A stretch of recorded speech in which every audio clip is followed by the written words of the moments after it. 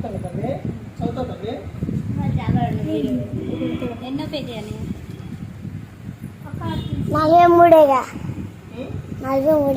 ఎన్ని తల్లి? 43 అంట 43 అన్నీ 42వ కీర్తనలో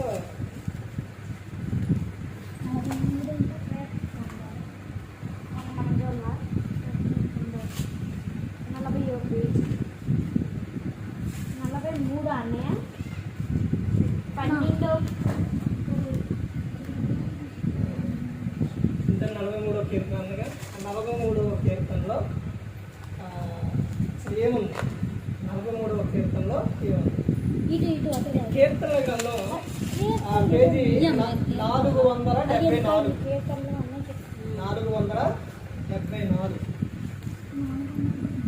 ఈ కీర్తన గ్రంథం అనేది మొత్తం కూడా కీర్తనలు అనే దేని గురించి అంటే ప్రార్థన, మొత్తం ప్రార్థన.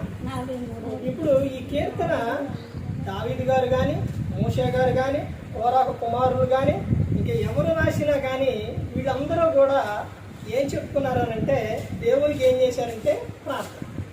ఇవి ఎలా ఉంటాయంటే ప్రార్థనలో చిన్నగా ఉంటాయి, చాలా అర్థవంతంగా ఉంటాయి. దేవునికి ఈ కీర్తనలు అనేది ఎన్ని కీర్తనలు అంటే ఈ మొత్తం కూడా 150 కీర్తనలు.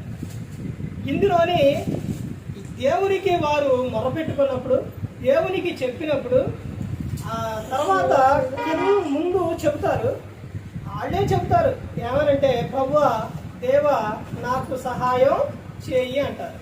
తర్వాత కింద ఏమని చెబుతారంటే దేవుడు నాకు సహాయం చేశారు. ఇప్పుడు ఈ 43వ కీర్తనలో ఉన్న అర్థం ఏంటో చూస్తే మనం 43వ కీర్తన 1వ వచనం నుంచి ఎన్ని వచనాలు ఉన్నాయంటే 5 వచనాలు ఉన్నాయి. దేవుడు మాట్లాడతారు. దేవుడు ఎలా మాట్లాడతారనంటే ఆయన 3 విధాలుగా మాట్లాడతారు. ఒకటి ఎలా మాట్లాడతారనంటే వాక్యం ద్వారా దేవుడు మాట్లాడతారు. అంటే ఆ వాక్యం మనం చదివేటప్పుడు దేవుడు మన పరిస్థితి ఏంటి, మనకేంటి, ఏం కావాలన్నది దేవుడు మాట్లాడతాడు వాక్యం ద్వారా. తర్వాత సేవకుని ద్వారా దేవుడు మాట్లాడతాడు. తర్వాత పరిస్థితుల ద్వారా దేవుడు మాట్లాడతాడు. ఈ 3 విధాలుగా దేవుడు మాట్లాడతాడు. ఇప్పుడు 43వ కీర్తనలో ఏమని చెప్తారంటే దేవా నాకు న్యాయము తీర్చుము. అక్కడ భక్తుడు చెబుతున్న విషయం, దేవా నాకు న్యాయము తీర్చుము. భక్తి లేని జనముతో నా పక్షమున వ్యాజ్యమాడు. కపటము కవులకి దౌర్జన్యము చేయు వారి చేతిలో నుండి నీవు నన్ను విడిపించుదు. ఆయన చెబుతున్న విషయం, భక్తుడు చెబుతున్న విషయం న్యాయం తీర్చు, తర్వాత అక్కడ కాపాడమని చెబుతున్నారు. కపటము కలిగి దౌర్జన్యము చేయు వారి చేతిలో నుండి నీవు నన్ను విడిపించుదువు అని చెబుతూ, తర్వాత నీవు నాకు దుర్గమైన దేవుడవు, నన్ను త్రోసివేసితి ఏమి క్వశ్చన్ మార్క్ ఇచ్చి. అంటే ఇన్ని విధాలుగా చేసిన నీవు, ఇన్ని విధాలుగా కాపాడుతున్న దేవ, నీవు నన్ను త్రోసేసితివేంటి అని దేవుణ్ణి అడుగుతూ, నేను శత్రు బాధ చేత దుఃఖాక్రాంతుడనై సంచరింపనేలా.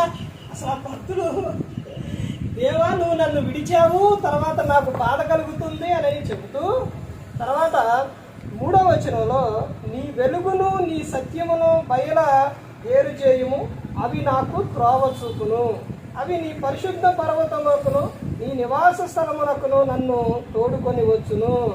ఏంటిదంట? సత్యం. తల్లి కూర్చోండి, దాని మీద కూర్చోండి, కూర్చోండి. అంటే ఇక్కడ సత్యం.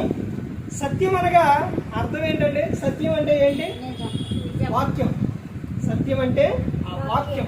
ఆ వాక్యము నాకు ఏం కలిగిస్తుందంటే త్రోవ చూపుతుంది, వెల్లడి చేస్తుంది. ఇవన్నీ కూడా నన్ను వాక్యం నన్ను బ్రతికిస్తుంది అని చెబుతున్నారు. తర్వాత అప్పుడు నేను దేవుని బలిపీఠం వద్దకు నాకు ఆనంద సంతోషములు కలుగ చేయు దేవుని యొద్దకు చేరుదును. అంటే నీవు నాకు ఏంటి త్రోవ చూపిన ఎడల నేనేం చేస్తా, నీకు నేను ఎలా ఉంటాను? అని చెప్తున్నారని అంటే, అప్పుడు నేను దేవుని బలిపీఠం వద్దకు నాకు ఆనంద సంతోషములు కలుగు చేయు దేవుని యొద్దకు చేరుదును. నువ్వు నాకు త్రోవ చూపితే నేను ఏం చేస్తానని చెబుతున్నారు, నేను నీ యొద్దకు వస్తాను అని చెబుతూ ఉన్నారు. దేవునితో మనం మావ చేసుకోవాలి. దేవా నాకు సహాయం చేయి, నన్ను కరుణించు, నన్ను కాపాడు, అప్పుడు నేను నీ యొద్ద ఉంటాను అని ఆయనతో చెప్పుకో. ఇక్కడ భక్తులు అదే చెబుతున్నారు. తర్వాత దేవా నా దేవా సితార వాయించుచు నీకు కృతజ్ఞతాస్తుతులు చెల్లించదును. 5వ వచనం, నా ప్రాణమా నీ వేళ కృంగి ఉన్నావు, నాలో నీ వేళ తొందరపడుచున్నావు. దేవుని యందు నిరీక్షణ ఉంచుము, ఆయన నా రక్షణకర్త, నా దేవుడు, ఇంకనూ నేను ఆయనను స్తుతించదు. అంటే ప్రాణంతో చెప్పుకున్నాను.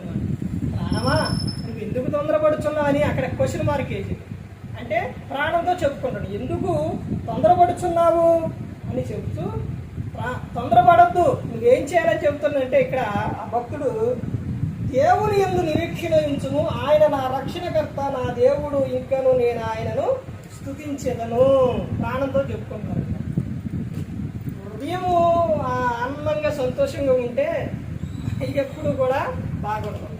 ఒక్క హృదయం అనేది సరిగా లేకపోతే చాలా ప్రమాదం. అందుకనే భక్తులు చెప్తున్నారు, ఈ 43వ కీర్తనలో ఆయన ఏమని చెప్తుందంటే, దేవుణ్ణి ముందు నువ్వు నేను ఇంత ఇదిగా ఉంటే నన్ను వదిలేసావు ప్రభా అని అడుగుతూ, ప్రభా నాకు త్రావు చూపు ప్రభా, అప్పుడు నేను నీతోనే ఉంటాను ప్రభా అని చెబుతూ, తర్వాత ఇవన్నీ ఇలా బయటికి చెబుతూ ఇవన్నీ చేస్తుంది. వచ్చింది ఏంటి అని అంటే, ఇలా ఎలా వచ్చింది ఇంత తొందర ఇదన్నీ ఏంటనంటే, లోపల ఉన్న ప్రాణం, ఆ ప్రాణం తొందర చేస్తుంది. అందుకని ఆ ప్రాణానికే చెబుతుంది అనమాట, ప్రాణమా నువ్వు ఎలా తొందరపడుతున్నావు, దేవుని యందు నువ్వు నిరీక్షణ ఉంచు, ఆయనే నా దేవుడు, నా రక్షణకర్త, ఆయనే నన్ను కాపాడుతానని ప్రాణంతో చెప్పుకున్నారు. అందుకే యేసుక్రీస్తు ప్రభువారు మత్తయి సువార్త 11:28-29 వచనాల్లో ఆయన ఏమని చెప్తారంటే, ఇదిగో నేను సాత్వికుడను, దీన మనసు గలవాడను, నా యొద్దకు రండి, నా యొద్దకు వచ్చి నేర్చుకుని నేను మీకు ఏం కలుగు చేస్తానంటే విశ్రాంతిని కలుగు చేస్తాను, మీ ప్రాణములకు నేను విశ్రాంతిని కలుగు చేస్తానని ఆయన చెబుతూ ఉన్నారు.